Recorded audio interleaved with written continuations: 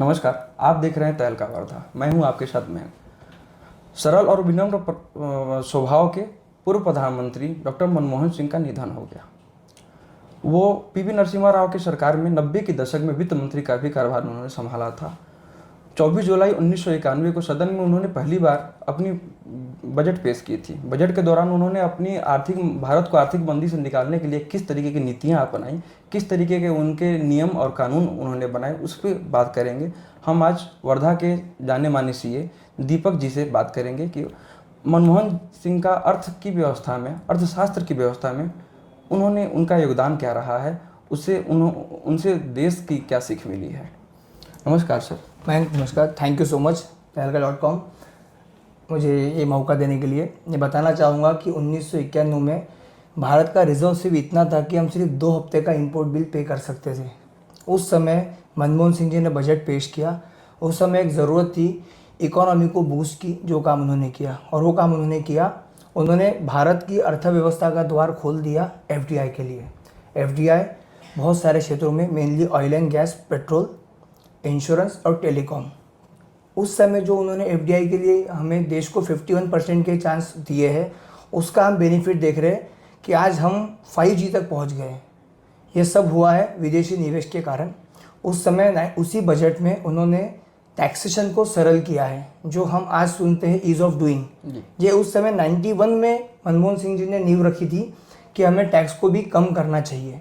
तो विदेशी निवेश के कारण हमारा इंफ्रास्ट्रक्चर बहुत मजबूत हुआ। उन आर्थिक नीतियों के दम पे हम आज का भारत देख रहे हैं। जी सर, 1991 में उन्होंने उदारीकरण को देश के लिए और मजबूत किया और साथ में विदेशी निवेश के लिए द्वार खोले भारत में। बराबर, बिल्कुल। इसके लिए उनको कहाँ से उनके पास इसके अनुभव आए, इसकी ज्ञान आई और उससे देश को क्या लाभ मिला? मैम, बात ऐसी है कि उस समय ज़रूरत थी, क्योंकि भारत कंजम्पशन स्टोरी का बहुत बड़ा हिस्सा था। आज उस समय हमारी पॉपुलेशन अराउंड 40 से 60 करोड़ थी। आज हमारी खुद की कंजम्पशन स्टोरी इतनी है, लेकिन हमारा प्रोडक्शन उतना नहीं था। जब हम इंफ्रास्ट्रक्चर में इन्वेस्ट करते हैं तो हमारा प्रोडक्शन बढ़ता है, तो हम कंजम्पशन भी कर सकते हैं प्लस एक्सपोर्ट भी कर सकते हैं। जब तक विदेशी निवेश नहीं आता है, हम हमारी आर्थिक गति नहीं बढ़ा सकते। 1991 में GDP और डेफिसिट 8.5% था। ये उनकी नीतियों के कारण 2007 में हमने एक टाइम 9% ग्रोथ अचीव कर ली थी। 9% GDP विकास दर में उन्होंने अचीव करके दी। उसकी नींव 1991 में रखी गई थी। मतलब इतना साल लगता है ग्रोथ करने के लिए। तो सर, मौजूदा प्रधानमंत्री वर्तमान में श्री नरेंद्र मोदी का ये दावा है और उनका ये नारा भी है कि स्वरोजगार उत्पन्न करना। स्वरोजगार और विदेशी निवेश में क्या अंतर है और इससे अर्थव्यवस्था, भारत की अर्थव्यवस्था में क्या असर पड़ेगा? आप देखिए, मोदी सरकार के राज में डिफेंस में FDI को बढ़ावा मिला, तो लोगों को लग रहा था कि डिफेंस में FDI देके हम देश को दूसरों के हाथ में सौंप रहे हैं। लेकिन हमको ये जानना ज़रूरी था, जब डिफेंस में FDI को ओपन किया गया, तब तक हमारे भारतीय रक्षा के सारे यंत्र, हेलीकॉप्टर से लेके मिसाइल से लेके, सब रशिया और अमेरिका से आती थी। आज वही FDI इंडिया में आके भेल, BEL, HAL जैसी कंपनियां हमारे लिए हेलीकॉप्टर बना रहे हैं, लड़ाकू विमान बना रहे हैं। इनफैक्ट हमारी सेना के साथ साथ हम एक्सपोर्ट भी कर रहे हैं। तो ये फ़ायदा मिलता है उदारीकरण का। जी सर, बतौर वित्त मंत्री डॉक्टर मनमोहन सिंह ने किसानों का बहुत बड़ा एक ऋण माफ़ किया था। 72 से 76 हज़ार करोड़ रुपए का उन्होंने ऋण माफ़ किया था। उस ऋण को माफ़ करने से देश की अर्थव्यवस्था पे क्या असर पड़ा उस वक्त के? देखिए, अर्थव्यवस्था को तो एक्चुअली डेंट हुआ है। 76,000 करोड़ हमारी इकोनॉमी से चले गए। कर्ज माफ़ करना अच्छी बात है, लेकिन अब वो आदत लग गई है। अब आप देखिए, हर सरकार आती है और हर किसान चाहता है कि हमारा कर्ज माफ़ हो। इस चक्कर में कोई किसान कर्ज ही पे नहीं कर रहा है। तो जो बाकी लोग हैं, जो इंडस्ट्रियल लोन लेते हैं, हाउसिंग लोन लेते हैं, व्हीकल लोन लेते हैं, वो अपने आप को ठगा सा महसूस करते हैं कि एक तरफ उनका कर्ज माफ़ होता है और हमारा नहीं होता है।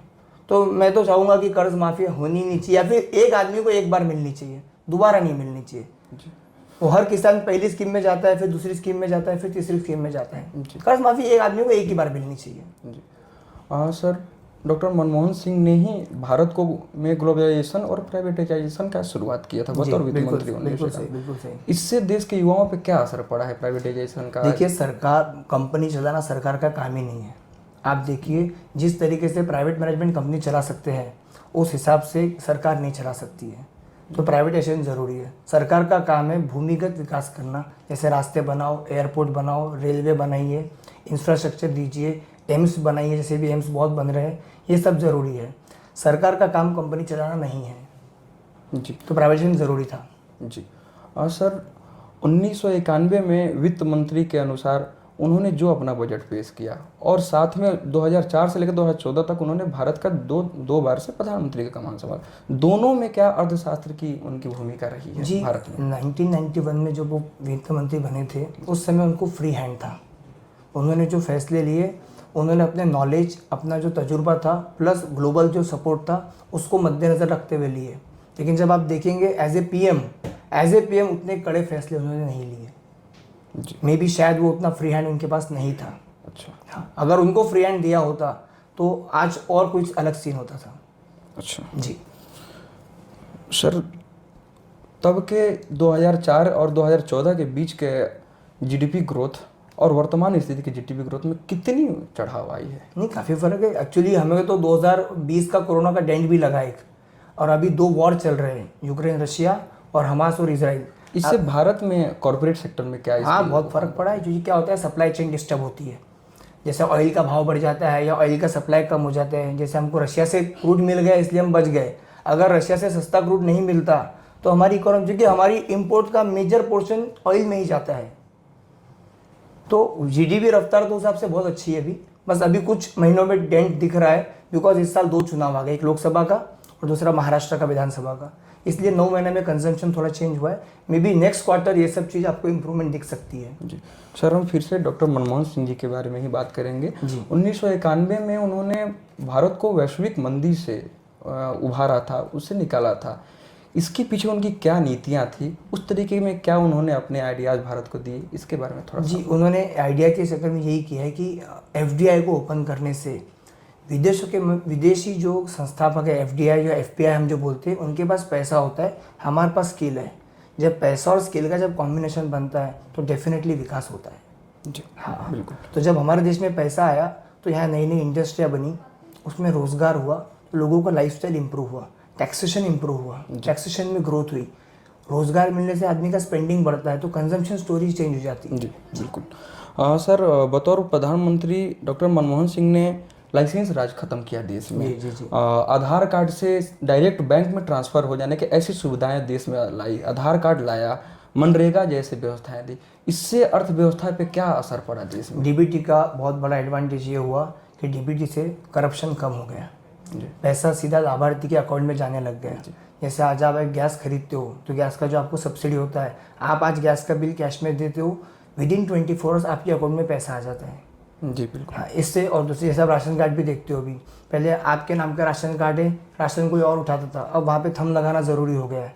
तो इससे करप्शन में बहुत बड़ा ब्रेक लगा है। तो करप्शन में जब ब्रेक लगेगा, देश की आर्थिक तरक्की हमेशा होगी। कुल मिलाकर सर डॉक्टर मनमोहन सिंह ने भारत की अर्थव्यवस्था को ग्लोबलाइजेशन किया, उसका एक बढ़िया उदाहरण विश्व के सामने रखा। बिल्कुल। जी बहुत बहुत धन्यवाद सर आपका।